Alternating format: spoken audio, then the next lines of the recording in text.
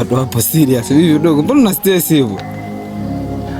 Wewe acha tu ndugu yangu, hapa niko na waza, naona miaka inaenda, huu mwaka ushakatika, miaka 3 ya chuo sio mingi, sasa hivi nimaliza, hapo sijui naenda kutoa majibu gani kwa sababu wazazi wanafikiria kwamba mtoto wao yuko chuo anasoma basi atafanikiwa kwenye elimu, atapata ajira, lakini nikiangalia sioni si kabisa. Wazazi wanajitoa, wanakopa hela, wanakutumia mwanafunzi huko chuoni, wanategemea kwamba baadaye wataziona fadhila zao kwa wanalipokuwa wanakutumia, wanakulipia ada, lakini maisha yako hivyo sioni kabisa future ya hii elimu unayopitia huko chuoni.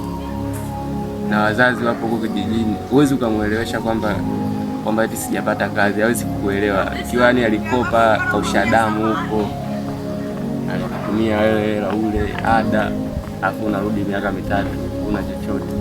Hii inanisikitisha sana, ndio maana nakuwa na stress kila siku, yani nashindwa hata kusoma yani. Soma kijana, pambana, maisha ni kupambana. Struggle for the success.